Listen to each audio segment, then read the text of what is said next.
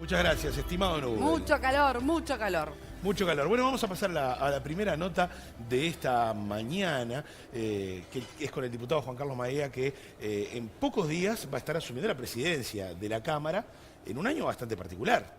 Sí. Año de rendición de cuentas y año donde también el Frente Amplio perdió la mayoría en diputados. Son algunos ítems también a considerar, esto, digamos, lejos de su función como presidente de la Cámara, pero sí también, bueno, en lo que hace a la interna de la bancada. Bienvenido, Maía, ¿cómo le va? Bueno, gracias por la invitación.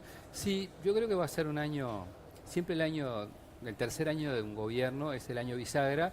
En particular lo va a hacer este porque la rendición de cuentas tiene una particularidad este año, que no digo que es discutir todo el presupuesto de vuelta, porque no lo es, pero digamos que la primer parte fuerte se hizo por 2 años, y al hacerse por 2 años, ahora esta rendición de cuentas va a tener una mayor intensidad.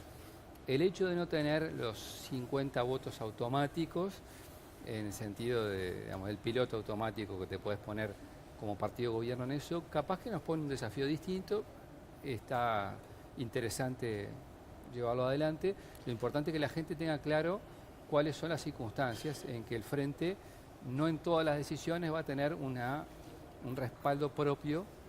Y bueno, Claro, es interesante ver también cómo se planteó el tema del presupuesto en 2 partes en definitiva, porque este año, en el 2017, definimos los próximos 3 años que restan de este gobierno del Frente Amplio. Exacto. Y como bien explicaba, bueno, sin la mayoría en diputados. Usted hablaba entonces la necesidad de empezar a discutir y dialogar más dentro de la interna del Frente. ¿Qué probabilidades hay de realmente construir un diálogo fructífero entre las diferentes visiones que conviven dentro del Frente? Es la historia misma del Frente, ¿viste? Yo pongo este ejemplo. A veces cuando en enero te vas un poco de licencia, aprovechás a leer lo que no podés leer en el año en libros, en esto, en lo otro, por razones de mayor intensidad del trabajo. Ayer terminé de leer la biografía de General Sereñi, el de Israel y Conteris, y una parte del libro repasa la historia del propio Frente, y cuando vos repasás la historia del propio Frente te das cuenta que hubo episodios muy duros, y te lleva por lo menos a contextualizar esto. Nosotros la discusión interna va a ser intensa, eso es un dato de la realidad, pero creo que la historia del propio Frente tiene eso, de mucho debate, y es nuestra propia historia, ¿no? Y somos un frente. ¿Se imagina, remitiéndonos a uno de los latiguillos de Sereñi, que para alguna decisión haya más consenso fuera de la bancada frente amplista con sectores de otros partidos que dentro? A veces pasa eso. En realidad, el Frente tiene eso de que a veces parece que se tensan las cuerdas y sobre el final acordamos.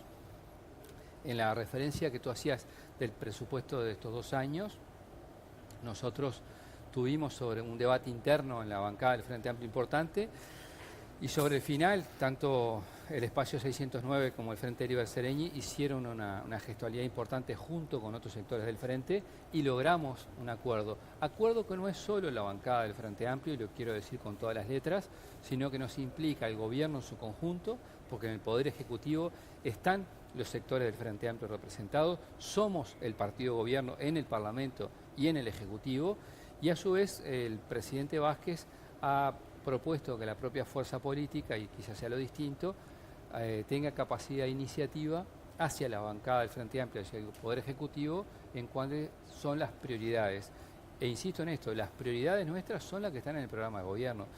Después, o sea, en común para todos los sectores. Sí. ¿Cómo lo expresás es otra historia? Es decir, cuáles son los artículos y cómo queda redactado. Bueno, ahora, sincerándonos, el hecho de no tener la mayoría ahora en diputados, de alguna manera, porque también lo escuchaba Astori que decía, el ministro de Economía, bueno, también dialoguemos con la oposición, porque hay un temor de que algunas cosas no lleguen a su aprobación, justamente por estas divisiones internas dentro del Frente y ver esta pérdida de mayoría también en diputados. ¿Esto ayuda, digamos, a fomentar mayor diálogo, también quizás abrirse a nuevas propuestas que pueden venir no solo dentro de la interna, sino también de partidos de la oposición? Ojalá que sí. Yo, por haber estado ya 22 años en el Parlamento, me tocó estar 10 años en la oposición. Y si hay algo que no tengo frágil es la memoria. Yo durante 10 años perdí todas las votaciones porque la mayoría era del Partido Nacional y el Partido Colorado, legítima, pero perdía todas las votaciones, salvo excepciones. Entonces, que hoy el Frente Amplio de 2005 a la fecha haya tenido mayorías en el Parlamento fue fruto de decisión de la gente. Es más, en la polémica que hubo en los meses previos y las encuestadoras que decían que el Frente Amplio no llegaba a la mayoría parlamentaria y se llegó, bueno, ahora lo que hay es un escenario nuevo. A partir de la decisión del compañero Gonzalo Mujica, algunos temas en diputados no van a tener mayoría. Pero lo que no nos tiene que asustar, por lo menos a mí, es eso, de decir, bueno, hay cosas que podemos acordar, cosas que no. Sí. Bueno, veremos, caso a caso, analizaremos y sin duda yo creo que este escenario puede llevar a que el Parlamento tenga una centralidad mayor en la política uruguaya que en los últimos años. También en calidad de diputado independiente no tiene por qué Mujica votar en contra. O sea, No, claro, perfectamente. por eso digo, yo no lo, además, ideológicamente yo creo que él va a votar esencialmente las orientaciones del programa del Frente. Quizá algunas cosas no. Ahí va la pregunta. En ese sentido, cuando se discuta el gasto, ¿esa va a ser la referencia? ¿El norte va a ser el programa del Frente Amplio? Sí, sí, claro. ¿O sin las duda. recomendaciones actualizadas que pudo haber hecho el Ejecutivo en este tiempo? Yo creo que es un poco una mixtura de cosas. Cuando vos haces un programa, después cuando hay coyunturas regionales que te impactan, ahora en estas horas estamos viendo las primeras medidas que anuncia el presidente de Estados Unidos hacia el mundo y hacia América Latina. Yo creo que vos no podés prescindir de algunos datos. ¿Eso te implica a que cambies la política exterior, a que cambies el rumbo del país? No, yo creo que no. Ahora, no podés dejar de analizar esto como un dato de la realidad, la situación de la región. Cuando el Frente Amplio asumió, la presidenta era Dilma Rousseff, todavía estaban los gobiernos acá en Argentina. Es decir, hay un cambio del mapa político regional. Y el Uruguay, insisto, yo creo que ha mostrado algo distinto dentro del Mercosur. El gobierno uruguayo ha tenido mejores resultados que la región en su conjunto y aspiramos a que la rendición de cuentas sea la expresión del programa de gobierno y tenga en cuenta la realidad que estamos Bueno, y a hoy. propósito de tener en cuenta la realidad, de alguna manera sí lo justificaba el Ejecutivo con lo que tiene que ver con el aumento de las tarifas, el ajuste fiscal. Usted mismo confesó, muchos votantes del Frente Amplio están descontentos con esto, ¿no? Como que generó también, de cierta forma, bueno, hasta un desgaste.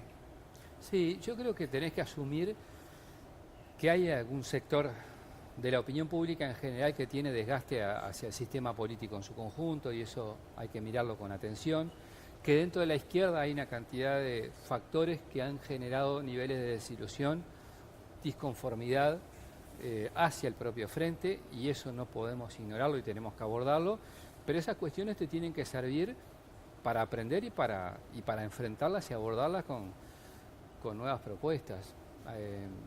Me parece que ese es el Pero a desafío su nuestro. criterio acompaña, digamos, esa decisión finalmente del aumento de tarifas, Sí, o a también ver. esa controversia subsiste aún dentro del A Frente ver, Amplio. con respecto a las tarifas, en realidad el ajuste que se hace es un ajuste alineado con la inflación y con el ajuste general del país.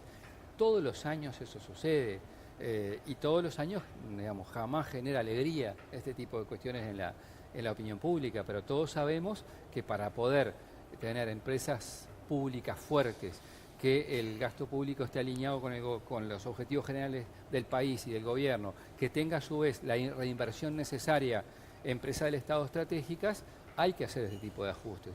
Ahora bien, desde el punto de vista de las grandes líneas, yo creo que el Frente Amplio es un partido político que, si tú lo comparás con el resto de la izquierda de América Latina, bueno, ha marcado un antes y un después y comparativamente ha logrado mejores niveles de vida la izquierda, el gobierno del Frente Amplio para sus nacionales que otros gobiernos de izquierda y ni que hablar de otras orientaciones. Entonces yo reivindico el vaso con lo que falta de agua, pero también con lo que tiene de agua. Claro, pero y si por ejemplo hay una parte de votantes frente amplistas desencantados o escépticos de alguna de las medidas que ha impulsado el Frente, ¿no hay autocrítica también para Es lo hacia adentro? primero que tenemos que hacer. Yo creo que eso es así, lo he dicho públicamente. O Soledad lo señalaba recién. Me parece que lo primero que tenés que asumir es que tenés que reaccionar. La reacción tiene que ser con equilibrio. Yo no creo que el Frente Amplio haya hecho todo mal ni nada que se le parezca. Creo que hemos cometido errores, que no hemos tenido una buena comunicación y que tenemos que profundizar en las razones por las cuales vos tomás algunas decisiones. Algunas no se pueden compartir, quizá, y otras sí, pero me parece que tenemos que ser más claros con mucho Frente Amplista que quizá tenía alguna expectativa distinta, pero creo que la situación general del Frente, que le ha tocado enfrentar una crisis en Brasil muy importante, una región muy inestable, en el mediano plazo va a quedar demostrado que el rumbo de la izquierda es un rumbo en el Uruguay muy ayornado y que, si bien implica asumir cuestiones que no se han resuelto bien del todo o que no han sido para muchos frente amplistas suficientemente fundadas o simplemente no se han compartido, bueno, tenemos en esta oportunidad que ver en el tramo final que nos queda cómo logramos volver a encender la llama de mucha gente que hoy puede asimilar al Frente con un partido político más.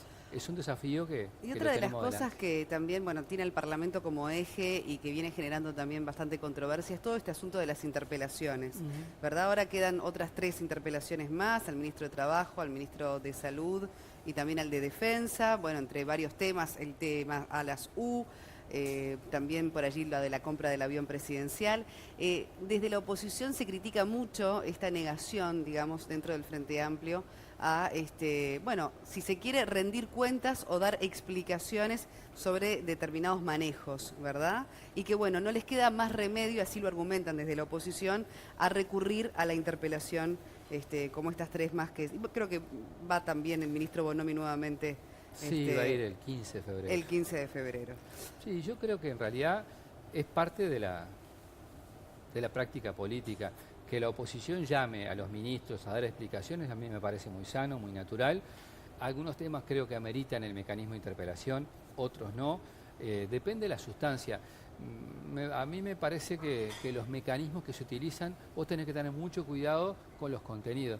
A mí lo personal me pasó en mi primera legislatura, 95-2000, promoví una comisión preinvestigadora sobre una situación que había en el Sodre en la época, en torno al canal, el canal todavía estaba en el Sodre en ese momento.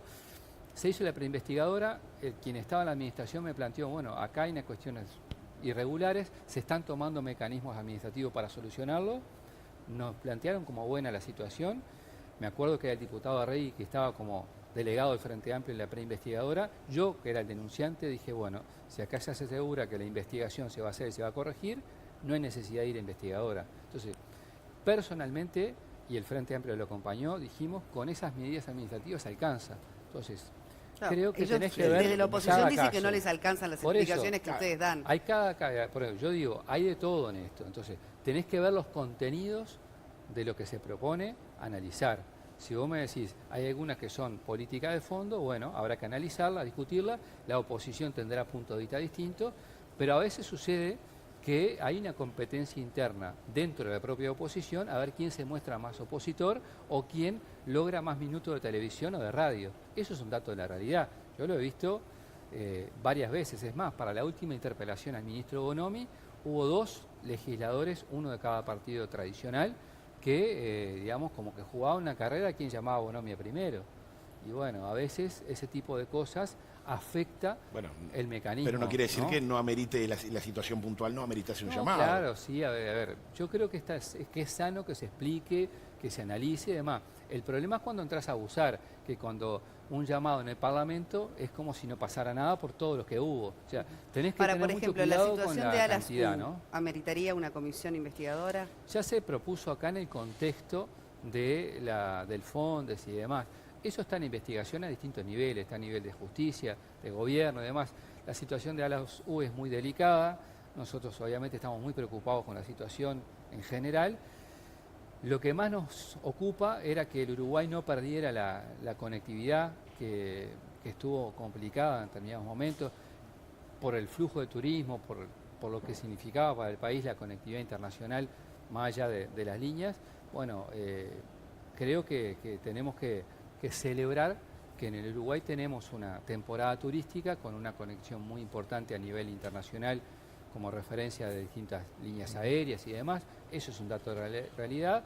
La situación de Alasú es digamos, la larga historia de una empresa que desde el año 96 ya no tenía mayoría del Estado, Claro, era privada, y que tuvo un final que realmente no era el que quisiera nadie, pero que fue el que se dio. Claro, porque acá la preinvestigadora apunta más que nada también al funcionamiento del Fondes y de INACOP, Claro, no solo por la eso le situación decía. de Alasú. Maía, brevemente, acá hay un televidente, Ricardo, que pregunta, le pido ser breve, porque ya estamos terminando. ¿Hay novedades acerca de la reapertura del frigorífico IPSA de Pando? ¿Hay voluntad de reabrirlo? ¿Novedades? Bueno, eso se está analizando en el mismo contexto. Vos cuando tenés ahora propuesta de reapertura tiene que ver esto con la viabilidad desde el punto de vista económico-financiero de la empresa. Eso está en análisis del gobierno, yo no puedo adelantar absolutamente nada.